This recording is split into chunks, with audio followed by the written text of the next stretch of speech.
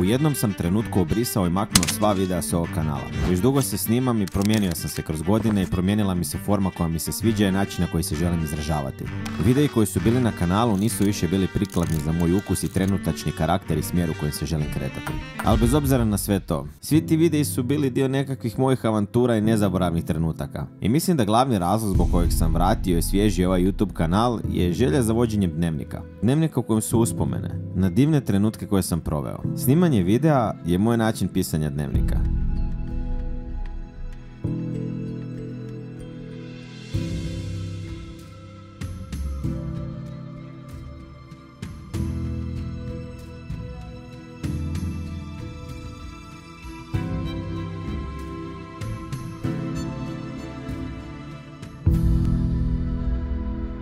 Monte Carlo.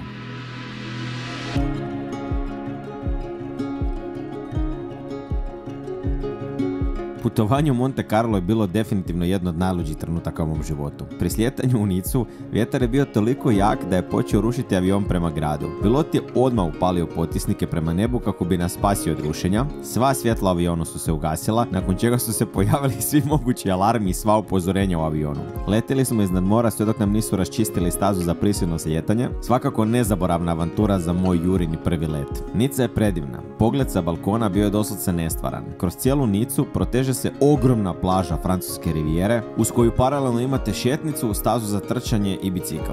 Azurna obala.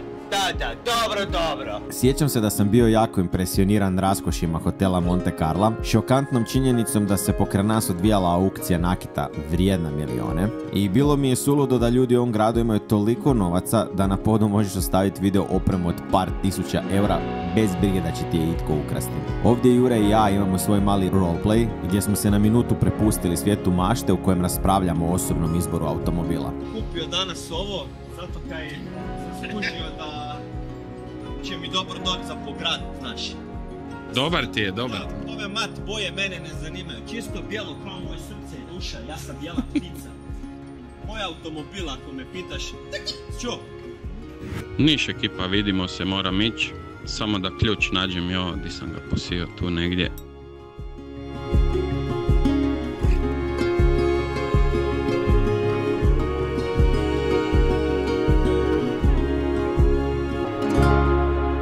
Rab.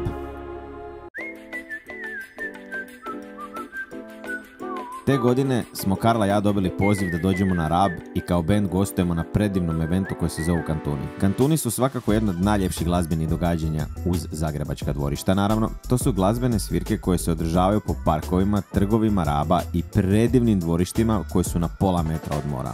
Fora je u tome što takva događanja okupe i više glazbenika na jednom mjestu, pa nam je to svima bila idealna prilika za međusobno upoznavanje, povezivanje, sticanje novih prijateljstva i potencijalnih suradnji. Tada sam još bio sklon fotografiranju spontanih trenutaka. Sjećam se da sam primijetio predivno drvo koje se nadvilo nad šetnicom, pa sam nagovorio Karlu da se popne na njega i da uhvatimo par lijepih fotki. Danas je moja Karlina strast za umjetnošću i fotografijom otišla puno dalje od hvatanja spontanih trenutaka. Idući dan sam na otoku sreo jednog dječaka koji je po zidinama Raba skakao i izvodio neke vratolomije. Objasnio mi je kako se tehnika izvođenja ovih zanimljivih elemenata zove parkour i kako je ovaj ekstremni sport nastao u Francuskoj.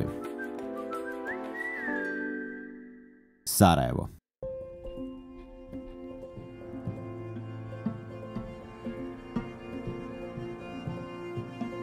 Putovanje u Sarajevo mi je definitivno bilo jedno od najljepših i najzanimljivijih putovanja. Sveukupno sam bio 3 dana tamo i zahvaljujući prijateljima koji su nas tamo dočekali, sami posjet je bio šarolik i edukativan. A takve avanture najviše volim. Prvi dan je bio predivan. Šetnja po centru Sarajeva je malo reći čarobna. Arhitektura je podijeljena u 2 segmenta, austro-ugarski dio grada i osmanski dio. Prijelaz između ova 2 svijeta nalazi se kod ovog kompasa gdje se susreću ove 2 velike kulture.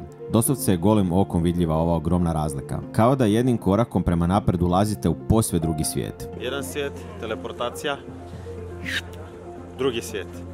Ali mimo predivne arhitekture, vječnog plamena i zgrade nalik na Bajaderu, definitivno jedna od najzanimljivijih priča mi je bila priča o inat kući. Sekundu, imamo jednu pričicu. Kuća je prvobitno bila izgrađena na lijevoj strani obale i tadašnje vlasti su htjele srušiti kuću, ali vlasnik to nije dozvolio. Stoga je, nakon dugih pregovora, zatražio da mu prenesu kuću na drugu stranu obale, ciglu po ciglu. I oni su to doslovce učinili. I od tada se ta kuća zove Inat kuća. Mnogi kažu da je ta kuća dokaz i bosanske tvrdoglavosti. Kakav slej, stari moj.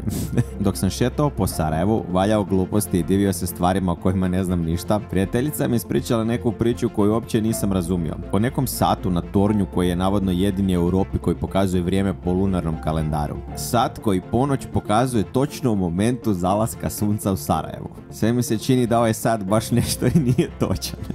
Sarajevo, drugi dan. Drugi dan u Sarajevu mi je stvarno unio mir u dušu. Otišli smo u posjet na olimpijsku bob stazu na planini Trebević ili Trebević. Šetanje bob stazom koja je okružena prirodom napunilo mi je glavu svježim mislima i maštovitim idejama o tome kako bi bilo dobro da sam ponio svoj longboard i za dobra stara vremena se spuštao niz ovu moćnu stazu usred Sarajeva. Znači cijelu stazu sam odroko solo u 1984. Ja vozio ovdje. 1974. Ajme, kako vuče staza. Brzo sam. Baš vuče staza. Vuče. Rokam po bob stazi. Sad ide ovaj dio. Znači, ideš ravno i onda ideš ovo, maltene si pod 180, po 90 stupnjeva. Ovako. 180. Tišina. Ideš ovako. A vuče me da idem prema gore, vuče me da se penjem prema gore, ali ja zaustavljam. Nadam se da se u Sarajevu još uvijek nalazi kafić Kamarija, ili Kamarija, ja i naglasi, sve sam zaboravio. Ako postoji, svakom toplo preporučam posjetu istoga, jer s njega se vidi pogled na cijelo Sarajevo. Sjediš u kafiću, ali baš lijepo uređenom kafiću i cijelo Sarajevo ti je na dlanu. Toliko cozy kafić s preljepim toplim bojama, a atmosfera, gosti i usluga su više nego ugodni. Sarajevo je grad kultura, raznolikih religija, toplih i sretnih ljudi, prefine hrane i bogat povijesnim pričama kroz koje je stvarno zanimljivo šetati. Volim se zagledati ovo sito sjećanja i veselim se danu kad ću ponovo posjetiti Sarajevo.